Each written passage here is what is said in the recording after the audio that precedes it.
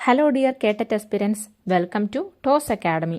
ഇന്നത്തെ ക്ലാസ്സിൽ ഇമ്പോർട്ടൻ്റ് ആയിട്ടുള്ള previous year questions topic wise നമുക്ക് പഠിക്കാം. 2020-25 വർഷത്തെ ക്വസ്റ്റ്യൻ പേപ്പർ അനാലിസിസിലൂടെ കണ്ടെത്തിയ പ്രധാന മുൻവർഷ ചോദ്യങ്ങളും അതുമായി ബന്ധപ്പെട്ട് വരുന്ന മെയിൻ പോയിന്റ്സും കൂടി നമ്മൾ നോക്കുന്നുണ്ട്. കേട്ടറ്റ് പരീക്ഷ പാസ്സാവുക എന്നത് അധ്യാപന ജോലിക്ക് നിർബന്ധമാക്കിയതായും തെറ്റില്ലാത്തവർ സർവീസിൽ വേണ്ട എന്നും സുപ്രീംകോടതി വിധി വന്നതായി നമ്മൾ അറിഞ്ഞു. നിലവിലെ സാഹചര്യത്തിൽ എത്രയും വേഗം ടെറ്റ് നേടിയെടുക്കുക എന്നത് അനിവാര്യമാണ്.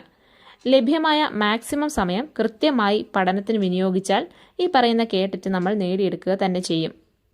ഹിന്ദി ഭാഷയുടെ വളർച്ചയിൽ നിന്ന് തന്നെ തുടങ്ങാം. ഹിന്ദി ഭാഷ, ഉപഭാഷ, ബോലി ഈ ഒരു ഏരിയയിൽ അപഭ്രംശികളെ പറ്റിയും അതിൽ നിന്നും വികസിച്ചു വന്ന ആധുനിക ഭാഷകളും ഉപഭാഷകളും മോസ്റ്റ് റിപ്പീറ്റഡ് ടോപ്പിക്കാണ്. നമുക്കറിയാം, ശൗർസേനി, പൈശാചി, ബ്രാജഡ്, മഹാരാഷ്ട്രി, മാഗധി, അർദ്ധമാഗധി എന്നിവയാണ് അപഭ്രംശികൾ. ശൗർസേനി അപഭ്രംശിൽ നിന്നും പശ്ചിമി ഹിന്ദി, രാജസ്ഥാനി, പഹാഡി, ഗുജറാത്തി എന്നീ ഭാഷകളും, പൈശാചിയിൽ നിന്ന് ലഹന്ത, പഞ്ചാബി, ബ്രാജഡിൽ നിന്ന് സിന്ധി, മഹാരാഷ്ട്രയിൽ നിന്ന് മറാഠി, മാഗധിയിൽ നിന്ന് ബിഹാരി, ബംഗള, ഉഡിയ, അസമിയ, അർദ്ധമാഗധി അപഭ്രംശിൽ നിന്ന് പൂർവി ഹിന്ദിയും വികസിച്ചു വന്നു. ഇതിൽ ശൗർസേനി അപഭ്രംശും അർദ്ധമാഗധി അപഭ്രംശും എപ്പോഴും ചോദിക്കാറുണ്ട്. മുൻവർഷ ചോദ്യങ്ങളിലൊന്ന് ഇങ്ങനെയാണ്: പശ്ചിമി ഹിന്ദി കാ ഉദ്ഭവ് കിസ് അപഭ്രംശ സെ ഹുവ? ഓപ്ഷനിൽ ശൗർസേനി, മാഗധി, അർദ്ധമാഗധി, ബ്രാജഡ് എന്നിവയാണ് ഉണ്ടായിരുന്നത്. കറക്റ്റ് ആൻസർ നമുക്കറിയാം, ശൗർസേനി അപഭ്രംശ്. ഇനി ആദികാലിലേക്ക് പോയാൽ ആദികാൽ വിവാദാസ്പദ കാലാണെന്ന് നമുക്കറിയാം. വിവാദത്തിന് 2 കാരണങ്ങളുണ്ട്. ഒന്ന് നാംകരണും, 2 സമയസീമയും. ഇതിൽ നാംകരണവുമായിട്ട് ബന്ധപ്പെട്ട് എപ്പോഴും ചോദിക്കുന്ന ഒരു ചോദ്യം ഇതാണ്: ആദികാൽ കോ വീർ ഗാഥാകാൽ നാം കിസ്നെ ദിയ? ആൻസർ ശുക്ലജിയാണ്. ഗ്രിയേഴ്സൺ ചാരൺ കാൽ എന്നും മിശ്രബന്ധു പ്രാരംഭിക് കാൽ എന്നും ആദികാലിനെ വിളിച്ചപ്പോൾ ആചാര്യ രാംചന്ദ്ര ശുക്ല ആദികാലിനെ വീർ ഗാഥാകാൽ എന്ന് വിളിച്ചു. രാംകുമാർ വർമ്മ സന്ധികാൽ ഏവം ചാരൺകാൽ എന്നാണ് വിശേഷിപ്പിച്ചത്. ഹസാരി പ്രസാദ് ദ്വിവേദിയും ഡോക്ടർ രസാലും നഗേന്ദ്രും ആദികാലിന് ആദികാൽ എന്ന പേര് നൽകി. അപ്പോൾ ആദികാൽ പഠിക്കുമ്പോൾ നാംകരൺ മറക്കാതെ പഠിക്കുക. ആദികാലിലെ മറ്റൊരു ഇമ്പോർട്ടൻ്റ് ഏരിയയാണ് രാസോ കാവ്യങ്ങൾ. മോസ്റ്റ് റിപ്പീറ്റഡ് രാസോ കാവ്യങ്ങളാണ് പൃഥ്വിരാജ് റാസോ, ബീസൽദേവ് റാസോ, പരമാൽ റാസോ എന്നിവ. പൃഥ്വിരാജ് റാസോയെക്കുറിച്ച് മുൻ വർഷങ്ങളിൽ ചോദിച്ചൊരു ചോദ്യം ഇതാണ്: പൃഥ്വിരാജ് റാസോ കെ രചനാകാർ കോൻ ഹെ? ആൻസർ നമുക്കറിയാം, ചന്ദ് ബർദായി. പൃഥ്വിരാജ് റാസോ ഹിന്ദിയിലെ പ്രഥം മഹാകാവ്യാണ്. രചനാകാർ ചന്ദ് ബർദായിയാണ്. ആചാര്യ രാംചന്ദ്ര ശുക്ല ചന്ദ് ബർദായിയെ ഹിന്ദി ക പ്രഥം മഹാകവിയായി കണക്കാക്കുന്നു. ദില്ലി നരേഷ് പൃഥ്വിരാജ് ചൗഹാന്റെ കൊട്ടാര കവിയായിരുന്നു ചന്ദ് ബർദായി. പണ്ഡിറ്റ് ഹർപ്രസാദ് ശാസ്ത്രി പറയുന്നതനുസരിച്ച് ചന്ദ് ബർദായി ജനിച്ചത് 1168 ലാഹോറിലാണ്. പൃഥ്വിരാജ് റാസോയ്ക്ക് 4 സംസ്കരൺ അഥവാ എഡിഷൻ ഉണ്ട്. നാഗരി പ്രചാരണി സഭ പബ്ലിഷ് ചെയ്ത ഏറ്റവും വലിയ സംസ്കരണിൽ ഏകദേശം 16,306 ഛന്ദുണ്ട്. 2, 3, 4 എഡിഷൻസ് പബ്ലിഷ് ചെയ്തിട്ടില്ല. 69 ചാപ്റ്റർ അഥവാ സമയ ഉള്ള പൃഥ്വിരാജ് റാസോയിൽ സബ്സെ ലംബി സമയ 61ാമത്തെയാണ്. രാസോയിൽ ചൗഹാൻ, സോലങ്കി, പരമാർ, ഗുർജർ പ്രതിഹാർ തുടങ്ങി 4 രാജവംശങ്ങളുടെ കഥയാണ് ഉൾപ്പെടുത്തിയിട്ടുള്ളത്. പൃഥ്വിരാജ് റാസോ ഹിന്ദി കാ പ്രാചീനതം പ്രബന്ധ കാവ്യാണെന്ന് ശുക്ലജി പറഞ്ഞിട്ടുണ്ട്. 69 സർഗ് ഉള്ള പൃഥ്വിരാജ് റാസോയുടെ ദൂസര സമയ അഥവാ ദാസം സമയിൽ വിഷ്ണുവിൻ്റെ ദശാവതാര കഥകളാണ് പറയുന്നത്. 48 ഛന്ദിലായി രാമകഥയാണ് പറഞ്ഞു പോകുന്നത്. അതുകൊണ്ട് തന്നെ ഹിന്ദി സാഹിത്യത്തിൽ സർവപ്രഥം രാമകഥാക്ക വർണ്ണൻ ചെയ്തിരിക്കുന്നത് കവി ചന്ദ് ബർദായിയാണ്. ഇനി പൃഥ്വിരാജ് റാസോയുടെ പ്രാമാണികതയെക്കുറിച്ച് അഭിപ്രായ വ്യത്യാസങ്ങളുണ്ട്. രാസോ അപ്രാമാണിക് രചനാഹെ അല്ലെങ്കിൽ ജാലി ഗ്രന്ഥഹെ എന്ന് വാദിക്കുന്നവരിൽ ഡോക്ടർ ബൂളർ, കവിരാജ് ശ്യാമൽദാസ്, കവിരാജ് മുരാരിദാൻ, ഗൗരീശങ്കർ ഹീരാചന്ദ് ഓച്ച, മുൻഷി ദേവി പ്രസാദ്, ശുക്ലജി, രാംകുമാർ വർമ്മ, ഗ്രിയേഴ്സൺ, അമൃതലാൽ ശീൽ, ഡോക്ടർ മൗരീസൻ തുടങ്ങിയവരൊക്കെ ഉൾപ്പെടുന്നു.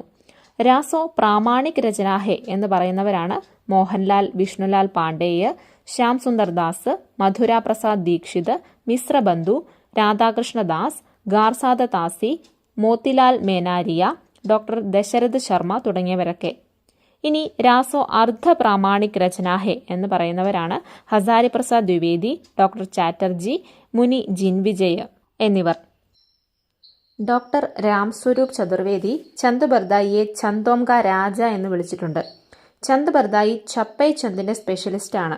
അതുകൊണ്ട് തന്നെ അദ്ദേഹത്തെ ഹസാരി പ്രസാദ് ദ്വിവേദി ഛപ്പയോം കാ രാജ എന്നും രാസോ ഛപ്പയോം കാ മഹാകാവ്യ എന്നും വിശേഷിപ്പിച്ചിരിക്കുന്നു. ചന്ദ് ബർദായിയെ ചന്ദോം കാ രാജ എന്ന് നാംവർ സിംഗ് ആണ് വിളിച്ചിട്ടുള്ളത്. പൃഥ്വിരാജ് റാസോയിൽ വീരും ഒപ്പം ശൃംഗാർ രസും ചിത്രീകരിച്ചിരിക്കുന്നു. ഭാഷയെക്കുറിച്ചും വിവാദങ്ങളുണ്ട്. ആദ്യകാലത്തിലെ ശ്രേഷ്ഠ കൃതിയായ പൃഥ്വിരാജ് റാസോയുടെ ഭാഷ ബ്രജമിശ്രിത് അപഭ്രംശാണ്. അതിനെ പിങ്കൾ എന്ന് പറയും. ഹസാരി പ്രസാദ് ദ്വിവേദി പറഞ്ഞതനുസരിച്ച് പൃഥ്വിരാജ് റാസോ രചിച്ചിരിക്കുന്നത് ശുഗശുഗി സംവാദ രൂപത്തിലാണ്. പൃഥ്വിരാജ് റാസോ ചന്ദ് ബർദായിയുടെ 4ാമത്തെ പുത്രനായ ജൽഹൺ ബർദായിയാണ് പൂർത്തിയാക്കിയത്. പരമാൽ റാസോ ഉത്തർപ്രദേശിൽ ആൽഹ ഖണ്ഡ് എന്ന പേരിൽ പ്രചരിച്ച ആദ്യകാലത്തിലെ പ്രസിദ്ധ വീരഗാഥാത്മക് രാസോ കാവ്യമാണ് പരമാൽ റാസോ. ലോക ഗേയകാവ്യമായ പരമാൽ റാസോയുടെ രചയിത മഹോബായിലെ രാജ പരമാലിന്റെ ആശ്രിതനായിരുന്ന ജഗനികാണ്. ഈ കാവ്യത്തിൽ പരമാൽ രാജാവിന്റെ വീരസേനാപതിമാരായിരുന്ന ആൽഹ, ഊദൽ എന്നിങ്ങനെ പേരുള്ള വീരപുരുഷന്മാരുടെ വീരത നിറഞ്ഞ യുദ്ധവർണ്ണനയാണ് കാണാൻ കഴിയുക. കാവ്യത്തിന്റെ രചനാകാൽ 13ാം നൂറ്റാണ്ടിന്റെ തുടക്കമാണെന്ന് കണക്കാക്കുന്നു. പരമാൽ റാസോയുടെ ദൂസര നാം പരീക്ഷയ്ക്ക് ചോദ്യം വന്നിട്ടുണ്ടായിരുന്നു. ആൻസർ ആൽഹ ഖണ്ഡ് എന്നാണെന്നുള്ളത് നമുക്കറിയാം. 1865 ഈസിയിൽ ചാൾസ് ഇലിയറ്റ് ആണ് പരമാൽ റാസോ ആൽഹ ഖണ്ഡ് എന്ന പേരിൽ പബ്ലിഷ് ചെയ്തത്. 1919 പരമാൽ റാസോ എന്ന പേരിൽ ഡോക്ടർ ശ്യാം സുന്ദർ ദാസ് നാഗരി പ്രചാരണി സഭയിലൂടെ പബ്ലിഷ് ചെയ്തു. 36 സർഗങ്ങളാണ് പരമാൽ റാസോയിലുള്ളത്. ബീസൽദേവ് റാസോ ആദ്യകാലീൻ രചനയാണ്. നരപതി നാൽഹാണ് കവി. രചനാസമയം സംവത് 1212, എഡിയിൽ പറഞ്ഞാൽ 1155 ആണ് വർഷം. പൂർണ്ണരൂപസെ ശൃംഗാരിക് രചന. ബീസൽദേവ് റാസോ 100% ശൃംഗാരിക് രചനയാണ്. വീരരസ് ഒട്ടും തന്നെ ഇതിനകത്ത് ഇല്ല. ബാരഹ്മാസ കാ പ്രഥം പ്രയോഗ് ബീസൽദേവ് റാസോയിലാണ് നമുക്ക് കാണാൻ സാധിക്കുന്നത്. ഈ ഒരു രചനയിലെ നായക കഥാപാത്രമാണ് ബീസൽദേവ് തൃതീയ. അജ്മേർ കെ രാജ ബീസൽദേവ് തൃതീയാണ് നായകനായിട്ട് വരുന്നത്. നായിക രാജമതിയാണ്. ഭോജ് പരമാർ കി പുത്രി രാജമതിയാണ് ബീസൽദേവ് റാസോയിലെ നായിക. പരീക്ഷയ്ക്ക് ചോദിച്ചിട്ടുള്ളതാണ്. ഈ ഒരു രചനയിൽ 4 ഖണ്ഡാണുള്ളത്. അതിൽ തീസര ഖണ്ഡ് പൂർണ്ണരൂപസെ വിരഹ് കാ ഖണ്ഡ് ഹെ. വിരഹ് ഖണ്ഡാണ് തീസര ഖണ്ഡ്. ഈ ഒരു രചനയുടെ ഭാഷ രാജസ്ഥാനി ഹിന്ദിയാണ്. നായികയ്ക്ക് പ്രാധാന്യമുള്ളതുകൊണ്ട് തന്നെ സ്ത്രീ രസായൻ എന്നറിയപ്പെടുന്ന കൃതിയാണ് ബീസൽദേവ് റാസോ. അടുത്തൊരു ക്വസ്റ്റ്യൻ ഇങ്ങനെയാണ്: പഞ്ചമേൽ ഖിച്ചടി കിസ് കവിസെ സംബന്ധിത ഭാഷ ഹെ? ഓപ്ഷനിൽ സൂർദാസ്, ജായസി, തുളസിദാസ്, കബീർദാസ് എന്നിങ്ങനെയാണുള്ളത്. കറക്റ്റ് ആൻസർ നമുക്കറിയാം, കബീർദാസ്. മധ്യകാലിനെ ഭക്തികാലെന്നും രീതികാലെന്നും രണ്ടായി തിരിക്കുന്നതായി നമുക്കറിയാം. ഭക്തികാലിൽ നിർഗുൺ സഗുൺ ശാഖകളിലായി ജ്ഞാനാശ്രയി സന്ത് കവികളും പ്രേമാശ്രയി സൂഫി കവികളും കൃഷ്ണാശ്രയി രാമാശ്രയി ശാഖകളിലെ കവികളും ഉൾക്കൊള്ളുന്നു. സന്ത് കവി കബീർദാസിനെ കുറിച്ച് നിരവധി തവണ ചോദ്യങ്ങൾ ഉണ്ടായിട്ടുണ്ട്. കബീർദാസ് ഭക്തികാലത്തിലെ നിർഗുൺ ഭക്തി പരമ്പരയിലെ ഏറ്റവും ശ്രേഷ്ഠനായ ജ്ഞാനാശ്രയി സന്ത് കവിയാണ്. കവിയും സന്യാസിയും സാമൂഹിക പരിഷ്കർത്താവുമായിരുന്ന കബീർ കാശിയിലാണ് ജനിച്ചത്. ദേശാടനത്തിലൂടെയും സജ്ജനങ്ങളുമായുള്ള സംസർഗം വഴിയുമാണ് അദ്ദേഹം വിദ്യാഭ്യാസവും അറിവും നേടിയത്. വൈഷ്ണവ സമ്പ്രദായത്തിലെ ആചാര്യനായ രാമാനന്ദിനെ കബീർ തന്റെ ഗുരുവായി കണക്കാക്കിയിരുന്നു. അദ്ദേഹം അക്കാലത്ത് നിലനിന്നിരുന്ന എല്ലാ മതങ്ങളുടെയും നന്മ സ്വീകരിക്കുകയും തിന്മ ത്യജിക്കുകയും ചെയ്തിരുന്നു. ജാതിയുടെയും മതത്തിന്റെയും പേരിൽ സമൂഹത്തിൽ നിലനിന്നിരുന്ന അനാചാരങ്ങൾ, അതിക്രമങ്ങൾ, അന്ധവിശ്വാസം, ബാഹ്യാഡംബരം ഇവയ്ക്കെതിരെ അദ്ദേഹം ശബ്ദമുയർത്തി. കബീറിന്റെ ഉപദേശങ്ങൾ ബീജക് എന്ന ഗ്രന്ഥസംഗ്രഹത്തിലാണുള്ളത്. ഇതിന് 3 ഭാഗങ്ങളുണ്ട്: സാഖി, സബദ്, രമൈനി. സാഖിയുടെ അർത്ഥം സാക്ഷി എന്നാണ്. ദോഹാവൃത്തത്തിൽ എഴുതപ്പെട്ടിട്ടുള്ള സാഖികളിൽ ഭക്തിക്കും സാരോപദേശത്തിനുമാണ് പ്രാധാന്യം. അവയിൽ അദ്ദേഹത്തിന്റെ അനുഭവ സാക്ഷ്യമാണ് ഉൾപ്പെടുത്തിയിരിക്കുന്നത്. ശുക്ലജി പറഞ്ഞിരിക്കുന്നു കബീർദാസിന്റെ ദോഹകളുടെ ഭാഷ സതുക്കടിയാണ് എന്ന്. സതുക്കടി എന്ന് പറഞ്ഞാൽ സന്യാസിമാരുടെ ഭാഷ എന്നാണ് അർത്ഥം. കബീർദാസിന്റെ ഭാഷ പഞ്ചമേൽ ഖിച്ചടിയാണ് എന്ന് പറഞ്ഞത് ശ്യാം സുന്ദർ ദാസ് ആണ്. ഖിച്ചടി എന്നാൽ പായസം എന്നർത്ഥം. രാജസ്ഥാനി, പഞ്ചാബി, ഖടിബോലി, ബ്രജ്, പൂർവി ഹിന്ദിയിൽ അവധി ഭാഷ, ഇത്രയും ഭാഷകളെ ഉൾപ്പെടുത്തിയാണ് പഞ്ചമേൽ ഖിച്ചടി എന്ന് പറഞ്ഞിരിക്കുന്നത്. ക്രാന്തികാരി ഭക്തകവിയും ഏകേശ്വർവാദി കവിയുമാണ് കബീർ. കബീർദാസിനെ ചന്ദ് ശിരോമണി എന്നും അറിയപ്പെടുന്നുണ്ട്. ഹസാരി പ്രസാദ് ദ്വിവേദിയാണ് കബീറിനെ വാണിക ഡിക്റ്റേറ്റർ എന്ന് വിളിച്ചിട്ടുള്ളത്. രാജസ്ഥാനി, പഞ്ചാബി മിശ്രിത് ഖടിബോലിയാണ് സതുക്കടി ഭാഷ. എന്നാൽ കബീർദാസിന്റെ പദപദ്യങ്ങളുടെ ഭാഷ ബ്രജ് ആയിരുന്നു. ബീജക് എന്ന അദ്ദേഹത്തിന്റെ ഗ്രന്ഥത്തിന്റെ സമ്പാദക് കബീർദാസിന്റെ പ്രധാന ശിഷ്യനായ ധർമ്മദാസ് ആയിരുന്നു. കാലിൽ നാമകരൺ ഇമ്പോർട്ടൻ്റ് ഏരിയ ആയതുപോലെ തന്നെ രീതികാലിൻ്റെ നാമകരണം ഇമ്പോർട്ടൻ്റ് ആണ്. ഒപ്പം തന്നെ രീതികാലിൻ്റെ വർഗീകരണം, പ്രധാന കവികളും അവരുടെ രചനകളും ഇമ്പോർട്ടൻ്റ് ആണ്. ഏകദേശം 1658 1857 ഇടയിലുള്ള ഹിന്ദി സാഹിത്യത്തിലെ കാലഘട്ടം കവികൾ സംസ്കൃത കാവ്യശാസ്ത്രത്തിലെ രസ്, അലങ്കാർ ഒക്കെ അനുസരിച്ച് ശൃംഗാരസത്തിന് പ്രാധാന്യം നൽകി കാവ്യരചന ചെയ്ത ഈ കാലഘട്ടമാണ് രീതികാൽ എന്നറിയപ്പെടുന്നത്. ഹിന്ദി സാഹിത്യത്തിലെ മധ്യകാലാണ് രീതികാൽ. രീതികാലത്തിലെ കവികളെ പ്രധാനമായും 3ആയി തിരിച്ചിട്ടുണ്ട്: രീതിബദ്ധ കവി, രീതി സിദ്ധ കവി, രീതി മുക്ത കവി. രീതിബദ്ധ കവിയായ കേശവദാസ്, രീതി സിദ്ധ കവിയായ ബിഹാരി, രീതി മുക്ത കവിയായ ഘനാനന്ദ് എന്നിവരെക്കുറിച്ച് പരീക്ഷയിൽ എപ്പോഴും ക്വസ്റ്റ്യൻസ് വരാറുണ്ട്. കേശവദാസിനെ കുറിച്ച് ചോദിച്ച ഒരു ചോദ്യം നോക്കാം. രാംചന്ദ്രിക കെ രചനാകാർ കോൻ ഹെ? നമുക്കറിയാം, രാംചന്ദ്രിക കേശവദാസിന്റെ രചനയാണ്. കേശവദാസ് രീതികാലത്തിലെ പ്രമുഖ കവിയും ആചാര്യനുമാണ്. 1555 മധ്യപ്രദേശിലെ ബുന്ദേൽഖണ്ഡിലുള്ള ഓർച്ചയാണ് അദ്ദേഹത്തിന്റെ ജന്മസ്ഥലം. ഓർച്ച നരേഷ് മധുകർ ഷാഹിന്റെ പുത്രൻ മഹാരാജ് ഇന്ദ്രജിത് സിംഗ് ആണ് കേശവദാസിന്റെ ആശ്രയദാത. മഹാരാജ് ഇന്ദ്രജിത് സിംഗ് കേശവദാസിനെ തന്റെ ഗുരുവായാണ് കണ്ടിരുന്നത്. കൊട്ടാര കവിയായിരുന്നു കേശവദാസ്. അദ്ദേഹത്തിന്റെ 9 ഗ്രന്ഥങ്ങൾ പ്രസിദ്ധമായിട്ടുള്ളതാണ്: കവിപ്രിയ, രസികപ്രിയ, നഖശിഖ്, ഛന്ദമാല, രാംചന്ദ്രിക, രത്തൻ ഭാവനി, വിഗ്യാൻ ഗീത, ജഹാംഗീർ ജസ്ചന്ദ്രിക എന്നിവയാണ് ആ രചനകൾ.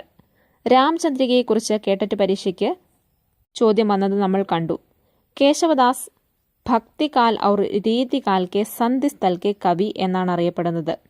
കഠിൻ കാവ്യ കാ പ്രേത എന്ന് ശുക്ലജി കേശവദാസിനെ വിശേഷണം നൽകിയിട്ടുണ്ട്. ക്ലിഷ്ട കാവ്യ കാ പ്രേത, ഹൃദയഹീൻ കവി എന്നൊക്കെ അറിയപ്പെടുന്നതും കേശവദാസാണ്. അപ്പോൾ കേശവദാസിന്റെ വിശേഷണങ്ങളും പരീക്ഷയ്ക്ക് ചോദിച്ചിട്ടുണ്ടായിരുന്നു. ഏതൊക്കെയാണ്? കഠിൻ കാവ്യ കാ പ്രേത എന്ന് ശുക്ലജി വിശേഷിപ്പിച്ചിട്ടുണ്ട്. അതുപോലെ തന്നെ ക്ലിഷ്ട കാവ്യ കാ പ്രേത, ഹൃദയഹീൻ കവി എന്നൊക്കെ അറിയപ്പെടുന്നത് കേശവദാസ് ആണെന്നുള്ള കാര്യം മറക്കാതിരിക്കുക. ഇനി ആധുനിക കാലത്തിലേക്ക് വരുമ്പോൾ ധാരാളം പത്രപത്രികകൾ ഉണ്ടായിരുന്നതായിട്ട് നമുക്കറിയാം. അതിലെ ഏറ്റവും പ്രധാനപ്പെട്ട ഒന്നാണ് ഉദന്ത് മാർത്തണ്ഡ് എന്ന പത്രിക. ഉദന്ത് മാർത്തണ്ഡ് കൽക്കത്തയിൽ നിന്നുള്ള സാപ്താഹിക് പത്രികയാണ്. 1826 മെയ് 30 മുതൽ 1827 ഡിസംബർ 4 വരെ ഏകദേശം 1.5 വർഷമാണ് ഈ ഒരു വീക്കിലി നിലനിന്നിരുന്നത്. പണ്ഡിറ്റ് ജുഗൾ കിഷോർ ശുക്ലായിരുന്നു ഉദന്ത് മാർത്തണ്ഡിന്റെ പ്രകാശകും സമ്പാദകും. ഹിന്ദി കാ പെഹല സമാചാർ പത്രിക എന്നുള്ളതാണ് ഉദന്ത് മാർത്തണ്ഡിന്റെ പ്രത്യേകത. സമാചാർ ജഗത്ത് കാ സൂര്യ എന്നും ഈ പത്രിക അറിയപ്പെടുന്നു.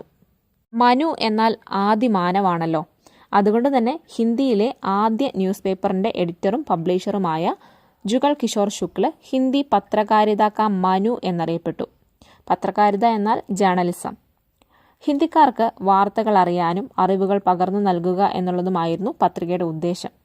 ഫിനാൻഷ്യൽ ക്രൈസിസും ഗവൺമെന്റിന്റെ സപ്പോർട്ട് കുറവായതിനാലും ഈ പത്രിക നിർത്തേണ്ടതായിട്ട് വന്നു. ഉദന്ത് മാർത്തണ്ഡിനോടുള്ള ആദരസൂചകമായി മെയ് 30, അതായത് പത്രികയുടെ പബ്ലിഷിംഗ് ഡേറ്റ്, രാഷ്ട്രീയ പത്രകാരിത ദിവസ് അഥവാ നാഷണൽ ജേർണലിസ്റ്റ് ഡേ ആയി ആചരിക്കാൻ തുടങ്ങി. മുൻവർഷ ചോദ്യപേപ്പറുകളിൽ പത്രപത്രികകളുടെ ഏരിയയിൽ നിന്നും ചോദിച്ചൊരു ചോദ്യം മഹാവീർ പ്രസാദ് ദ്വിവേദി കിസ് പ്രമുഖ പത്രിക കെ സമ്പാദക് രഹേ എന്നുള്ളതായിരുന്നു. ഓപ്ഷനിൽ ഉദന്ത് മാർത്തണ്ഡ്, കവിവചൻ സുധ, സരസ്വതി, ബംഗദൂത് എന്നിവയാണ് ഉണ്ടായിരുന്നത്. സരസ്വതി പത്രികയാണ്. സരസ്വതി ഹിന്ദിയിലെ പ്രസിദ്ധവും വളരെയധികം ആളുകളെ സ്വാധീനിച്ചിട്ടുള്ളതുമായ മാസിക് പത്രികയാണ്. 1900 ഇലഹാബാദിലുള്ള ഇന്ത്യൻ പ്രസ്സാണ് ഈ മാഗസിൻ സ്ഥാപിച്ചത്. 1903 മുതൽ 1920 വരെ മഹാവീർ പ്രസാദ് ദ്വിവേദിയുടെ പത്രാധിപത്യത്തിൽ ആധുനിക ഹിന്ദി ഗദ്യവും കവിതയും വികസിപ്പിച്ചുകൊണ്ട് ഹിന്ദി സാഹിത്യത്തിനും ഭാഷയ്ക്കും ഗണ്യമായ സംഭാവന നൽകി ഒരു സുവർണ കാലഘട്ടത്തിന് തുടക്കമിട്ടു ഈയൊരു മാഗസിൻ. ഇന്ത്യൻ പ്രസിന്റെ ഉടമസ്ഥനായ ചിന്താമണി ഘോഷാണ് സരസ്വതി പത്രികയുടെ സ്ഥാപകൻ. തുടക്കത്തിൽ ഇലഹാബാദിൽ നിന്നും പിന്നീട് ഝാൻസി, കാൺപൂർ എന്നിവിടങ്ങളിലും പത്രിക പബ്ലിഷ് ചെയ്തിട്ടുണ്ട്. കവിവചൻ സുധ മാസികയുടെ എഡിറ്റർ ഭാരതേന്ദു ഹരിശ്ചന്ദ്ര ആയിരുന്നു. വിപ്ലവകരമായ കവിതാ കേന്ദ്രീകൃതമായ ഒരു മാസികയായിരുന്നു അത്. 1867 ഓഗസ്റ്റ് 15 വാരാണസിയിൽ നിന്ന് ഈ പത്രിക പ്രസിദ്ധീകരിക്കാൻ തുടങ്ങി. 1829 രാജാറാം മോഹൻ റോയ് കൽക്കത്തയിൽ നിന്നും തുടങ്ങിയ ഒരു സാപ്താഹിക് പത്രികയായിരുന്നു ബംഗദൂത്. ബംഗള, ഹിന്ദി, ഉറുദു, അംഗ്രേസി തുടങ്ങി പല ഭാഷകളിലായി ഈ മാഗസിൻ പബ്ലിഷ് ചെയ്തു. ജെയിംസ് അഗസ്റ്റസ് ഹിക്കിയുടെ ബംഗാൾ ഹെറാൾഡിന് ഒപ്പം തുടങ്ങിയ ഈ പത്രികയുടെ സമ്പാദകർ നീൽ രത്ന ഹാൽദാർ ആയിരുന്നു. ഇനി പ്രഗതിവാദ, പ്രയോഗവാദ ആ ഒരു ഏരിയയുമായിട്ട് ബന്ധപ്പെട്ട് വരുന്ന താർ സപ്തകിനെ കുറിച്ച് കൂടി നോക്കാം. 7 യുവ കവികളുടെ രചനകൾ ഉൾക്കൊള്ളുന്ന ഒരു കാവ്യ സംഗ്രഹമാണ് താർ സപ്തക്. സപ്തക് എന്നാൽ സാത്ത് അഥവാ 7. 7 കവികളുടെ കൂട്ടം. സച്ചിദാനന്ദ് ഹീരാനന്ദ് വാത്സ്യായൻ അഗ്യേയ സമ്പാദകായിരിക്കെ 4 സപ്തകുകൾ പബ്ലിഷ് ചെയ്തിട്ടുണ്ട്. അതിൽ ആദ്യത്തെ സപ്തകാണ് താർ സപ്തക്. 1943 താർ സപ്തകിന്റെ പ്രകാശൻ. ഇതിൽ 7 കവികളുടെ കവിതകൾ ഉൾക്കൊള്ളുന്നു. താർ സപ്തകിന്റെ പ്രകാശനോടുകൂടിയാണ് പ്രയോഗവാദിന് തുടക്കം കുറിക്കുന്നത്. നൈ കവിത തുടക്കം കുറിക്കുന്നതും താർ സപ്തകിലൂടെയാണ്. അഗ്യേയ താർ സപ്തകിലെ കവികളെ രാഹോംക അന്വേഷി എന്ന് വിശേഷിപ്പിച്ചിരിക്കുന്നു. ഇതുവരെ 4 സപ്തകുകളാണ് ഉണ്ടായിട്ടുള്ളതെന്ന് നമ്മൾ പറഞ്ഞു. ഓരോ 8 വർഷത്തിനു ശേഷമാണ് താർ സപ്തക് പബ്ലിഷ് ചെയ്യുന്നത്. എന്നാൽ 4ാമത്തെ സപ്തക് 20 വർഷത്തിനു ശേഷമാണ് പബ്ലിഷ് ചെയ്തിട്ടുള്ളത്. താർ സപ്തകിലെ കവികളെയും മറ്റ് സപ്തകിലെ കവികളെയും നമ്മൾ ഓർത്തു വെക്കേണ്ടതായിട്ടുണ്ട്. പരീക്ഷയ്ക്ക് അത്തരത്തിൽ ചോദ്യങ്ങൾ ഉണ്ടായിട്ടുണ്ട്. താർ സപ്തകിൽ അഗ്യേയ, രാംവിലാസ് ശർമ്മ, ഗജാനൻ മാധവ് മുക്തിബോധ്, പ്രഭാകർ മാച്വേ ബലവന്ത്, നേമി ചന്ദ്ര ജൈൻ, ഗിരിജാകുമാർ മാഥുർ, ഭാരത് ഭൂഷൺ അഗ്രവാൾ എന്നിവരാണ് കവികളായി ഉണ്ടായിരുന്നത്. താർ സപ്തകിന്റെ പ്രകാശൻ വർഷ് 1943 സമ്പാദക് അഗ്യേയും. ദൂസര സപ്തക് 1951, തീസര സപ്തക് 1959, ചൗദാ സപ്തക് 1979 1949 അഗ്യേയ എഡിറ്റ് ചെയ്ത് 1951 ഭാരതീയ ജ്ഞാനപീഠം പ്രസിദ്ധീകരിച്ച 7 കവിതകളുടെ സമാഹാരമാണ് 2ാമത്തെ സപ്തക്. ഭവാനി പ്രസാദ് മിശ്ര, ശകുന്തള മാഥുർ, ഹരിനാരായൺ വ്യാസ്, ഷംഷേർ ബഹാദുർ സിംഗ്, നരേഷ് മെഹ്ത്ത, രഘുവീർ സഹായ്, ധർമ്മവീർ ഭാരതി എന്നിവരുടെ കൃതികൾ 2ാമത്തെ സപ്തകിൽ അടങ്ങിയിരിക്കുന്നു. തീസര സപ്തകില് പ്രതാപ് നാരായൺ ത്രിപാഠി, കേദാർനാഥ് സിംഹ്, കുംവർ നാരായൺ, വിജയ്ദേവ് നാരായൺ സാഹി, സർവേശ്വർ ദയാൽ സക്സേന, മദൻ വാത്സ്യായൻ, കീർത്തി ചൗധരി തുടങ്ങിയ നൈയി കവിതയിലെ 7 കവികളുടെ രചനകൾ ഉൾപ്പെടുന്നു. 1979 പബ്ലിഷ് ചെയ്ത ചൗദാ സപ്തകിൽ അവധേഷ് കുമാർ, രാജ്കുമാർ കുംഭജ്, സ്വദേശ് ഭാരതി, നന്ദകിഷോർ ആചാര്യ, സുമൻ രാജെ, ശ്രീറാം വർമ്മ, രാജേന്ദ്ര കിഷോർ തുടങ്ങിയവർ ഉൾപ്പെടുന്നു. ഈ ഭാഗത്തു നിന്നും ചോദിച്ച ഒരു ചോദ്യം താർ സപ്തക് കാ പ്രകാശൻ കബ് ഹുവ എന്നുള്ളതാണ്. 1935, 43, 51, 59 എന്നിവയായിരുന്നു ഓപ്ഷനിലുണ്ടായിരുന്നത്. അതുപോലെ തന്നെ താർ സപ്തക് കാ സമ്പാദക് കോൻ ഹേ എന്നും ചോദ്യം വന്നിട്ടുള്ളതാണ്. 1943 താർ സപ്തകിൻ്റെ പ്രകാശൻ എന്ന് നമ്മൾ പറഞ്ഞു. അതുപോലെ തന്നെ താർ സപ്തകിൻ്റെ സമ്പാദക് അഗ്യേയാണെന്നും പറഞ്ഞു. അതുകൊണ്ട് തന്നെ ഈ ടോപ്പിക്ക് നോക്കി വെക്കുക, പരീക്ഷയ്ക്ക് റിപ്പീറ്റ് ചോദിച്ചിട്ടുള്ളതാണ്. ഗ്രാമറിൻ്റെ ഏരിയയിൽ നിന്നും ധാരാളം ക്വസ്റ്റ്യൻസ് കാണാറുണ്ട്. അതിൽ സർവനാം അഥവാ പ്രോനൗണിനെ കുറിച്ച് ചോദിച്ചൊരു ചോദ്യം ഇതാണ്: കുച്ച് കിസ് പ്രകാർ കാ സർവനാം ഹെ? പുരുഷവാചക, നിശ്ചയവാചക, അനിശ്ചയവാചക, സംബന്ധവാചക എന്നിവയാണ് ഓപ്ഷനിലുണ്ടായിരുന്നത്. Correct answer അനിശ്ചയവാചകാണ്. പുരുഷവാചക, നിശ്ചയവാചക, അനിശ്ചയവാചക, സംബന്ധവാചക, പ്രശ്നവാചക, നിജവാചക എന്നിവയാണ് സർവനാമത്തിൻ്റെ തിരിവുകൾ. റിപ്പിറ്റേഷൻസ് ഒഴിവാക്കാനായിട്ട് നൗണിന് പകരം ഉപയോഗിക്കുന്ന വാക്കുകളാണ് പ്രോനൗൺ അഥവാ സർവനാം. ഹിന്ദിയിൽ 6 തരം സർവനാമങ്ങളാണുള്ളത്. പുരുഷവാചക സർവനാം ഇതിലൊരു വ്യക്തിയെ പറ്റിയാണ് സൂചിപ്പിക്കുന്നത്. വ്യക്തി സംസാരിക്കുന്ന ആളോ കേൾവിക്കാരനോ നിലവിൽ അവിടെ ഇല്ലാത്ത ആളുമോ ആകാം. മേം, തും, വഹ് തുടങ്ങിയ വാക്കുകൾ പുരുഷവാചക് സർവനാമാണ്. നിശ്ചയവാചക് സർവനാമിൽ അരികെയോ അകലെയോ ഉള്ള ഒരു സ്പെസിഫിക് ആയ ആളെയോ വസ്തുവിനെയോ സൂചിപ്പിക്കുന്നു. വഹ്, യഹ് തുടങ്ങിയ വാക്കുകളാണ് ഇതിൽ പ്രയോഗിക്കുക. അനിശ്ചയവാചക് സർവനാമിൽ ഒരു വ്യക്തിയെയോ വസ്തുവിനെയോ പൊതുവായി പരാമർശിക്കുന്നു, കൃത്യമായിട്ടല്ല. കോയി, കുച്ച് തുടങ്ങിയ വാക്കുകൾ ഉദാഹരണമാണ്. പ്രശ്നവാചക് സർവനാം ചോദ്യങ്ങൾ ചോദിക്കാനാണ് ഉപയോഗിക്കുക. കോൻ, ക്യാ തുടങ്ങിയ വാക്കുകൾ ഇതിൽ വരും. സംബന്ധവാചക് സർവനാമം ഒരു സെന്റൻസിനെ മറ്റൊരു സെന്റൻസുമായിട്ട് കണക്ട് ചെയ്യാനായിട്ട് ഉപയോഗിക്കുന്നതാണ്. ജോ, സോ തുടങ്ങിയ വാക്കുകൾ ഇപ്രകാരമുള്ളവയാണ്. നിജവാചക് സർവനാമം വാക്യത്തിന്റെ വിഷയത്തെ പരാമർശിക്കുന്നു.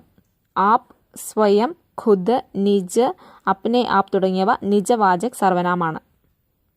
ലേഖകൻ അല്ലെങ്കിൽ പരാമർശിക്കുന്ന ആൾ സ്വയം തനിക്ക് വേണ്ടി പ്രയോഗിക്കുന്ന പദങ്ങളാണവ. ആപ്, അപ്നെ ആപ്, ഖുദ്, നിജ് തുടങ്ങിയവ ഇക്കൂട്ടത്തിൽ വരും. ഓക്കെ, അപ്പോൾ വരുന്ന കേട്ടറ്റ് പരീക്ഷയ്ക്കായിട്ട് റെഡി ആയിരിക്കുന്നവർക്ക് ഈ ഒരു വീഡിയോ ഉപകാരപ്രദമായി എന്ന് വിചാരിക്കുന്നു. നെക്സ്റ്റ് വീഡിയോയിൽ കാണുന്നത് വരേക്കും നന്ദി.